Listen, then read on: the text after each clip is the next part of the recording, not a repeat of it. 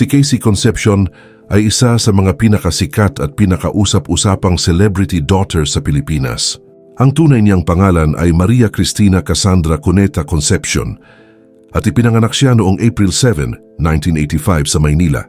Siya ang nag-iisang anak ni Sharon Cuneta at Gabby Concepcion na parehong malalaking pangalan sa Philippine entertainment industry. Simula pa lang pagkabata niya, nasa ilalim na siya ng spotlight dahil sa kasikatan ng kanyang mga magulang. Marami agad ang tumawag sa kanya bilang mega daughter at naging interesado ang publiko sa kanyang buhay habang lumalaki.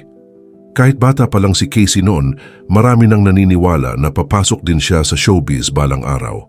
Lumaki si Casey sa Metro Manila at nag-aral sa St. Pedro Poveda College para sa kanyang elementary years bago siya lumipat sa International School Manila para sa high school. Bata pa lang ay exposed na siya sa social at international environment, kaya naging fluent siya sa English at naging komportable sa pakikisalamuha sa iba't ibang tao. Noong 18 years old siya, lumipad siya papuntang Paris, France para mag-aral sa American University of Paris. Doon niya kinuha ang kursong International Corporate Communications na may minor sa Theater Arts. Ayon kay Casey, malaking bahagi ng kanyang personal growth ang paninirahan niya sa Paris dahil doon siya unang natutong mamuhay ng mag-isa at maging independent.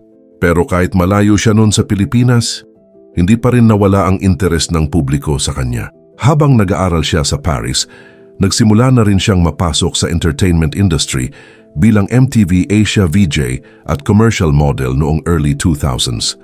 Dahil sa kanyang eleganting image, fluent English, at sosyal na aura, mabilis siyang naging isa sa mga pinaka-in-demand na endorsers noon. Sunod-sunod ang kanyang commercials at billboard projects hanggang sa tuluyan siyang pumasok sa acting at singing career. Pero bago po ang lahat, baka pwedeng palike muna ang video na ito.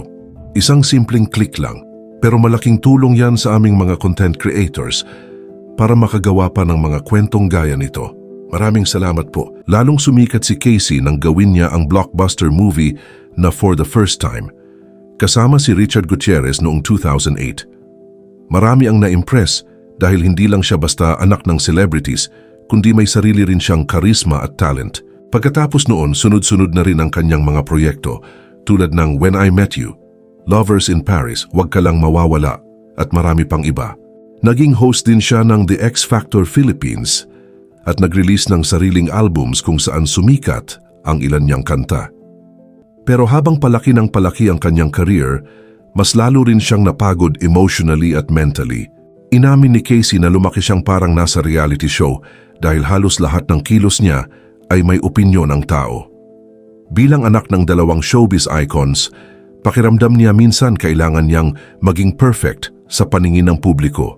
Dumating din ang panahon na pakiramdam niya nawawala na ang sarili niyang identity dahil lagi siyang kino-compare kina Sharon at Gabby. Bukod doon, naging komplikado rin para sa kanya ang setup ng kanilang blended family. Naging emosyonal para kay Casey ang pagiging in-between sa dalawang pamilya.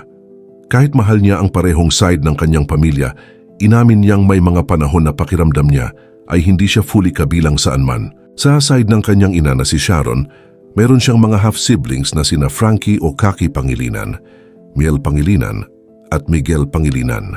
Samantalang sa side naman ng kanyang ama na si Gabby, mayroon siyang mga half-sisters na sina Gary Concepcion, Chloe Saikias Carn, Samantha Alexis at Savannah Concepcion. Dahil dito, inamin ni Casey na minsan ay naging mahirap para sa kanya ang balance ng relasyon sa magkabilang panig ng pamilya. Noong mga sumunod na taon, naging laman din siya ng mga intriga dahil sa kanyang personal life at relationships. Isa sa pinaka-pinag-usapang relasyon niya ay kay Piolo Pascual. Maraming kinilig sa kanilang love team noon, lalo na matapos ang teleseryeng Lovers in Paris.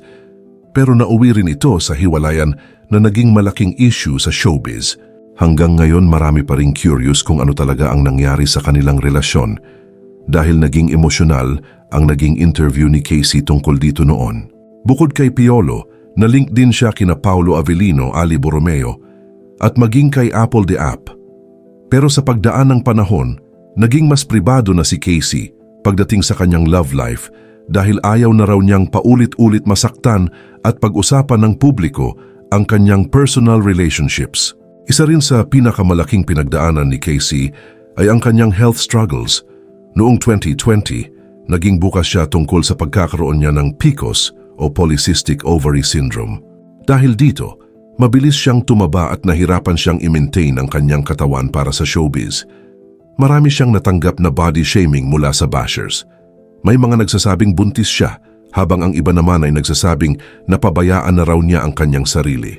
Dahil sa mga lumabas niyang photos noon na medyo bloated at mahilig siyang magsuot ng maluluwag na damit, marami agad na netizens ang nag-isip na baka may tinatago siyang pregnancy. Kumalat pa noon ang mga comments na buntis ba si Casey at baby bump ba yan? Pero kalaunan ay nilinaw mismo ni Casey na hindi siya buntis at ang tunay na dahilan ay ang epekto ng kanyang PCOS. Bukod sa PCOS, nakaranas din siya noon ng chronic fatigue matapos siyang magkasakit ng dengue at pneumonia kasabay pa ng emotional stress mula sa pagkawala ng kanyang lola. Dahil sa lahat ng ito, unti-unting napagod si Casey sa showbiz at napagdesisyonan niyang lumayo muna sa spotlight. Noong 2021, lumipat siya sa Los Angeles, California, kung saan nagsimula siyang mamuhay ng mas tahimik at pribado. Sa Amerika, sinabi ni Casey na doon niya unang naranasan ang simpleng buhay na hindi siya palaging sinusundan ng kameras o hinuhusgahan ng publiko. Doon siya nakakapag-grocery, nakakapaglakad at nakakapamuhay ng normal.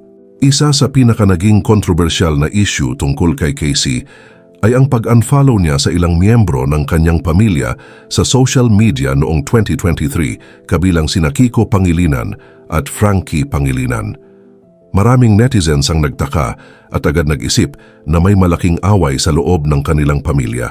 Kalaunan, nagsalita rin si Casey tungkol dito at sinabi niyang ginawa niya ang pag-unfollow para sa kanyang peace of mind at mental health.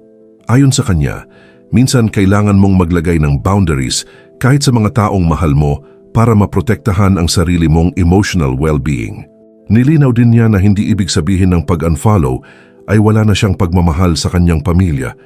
Sinabi pa niya ang linyang unfollow doesn't mean unlove. Habang nasa Amerika, naging focus din ni Casey ang kanyang jewelry business na Avec Moi by Christina.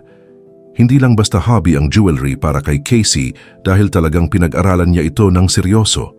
Nag-enroll siya sa Gemological Institute of America o GIA para maging certified gemologist. Siya mismo ang nagde-design ng mga alahas niya at hands-on siya sa negosyo mula sketching hanggang packaging ng orders.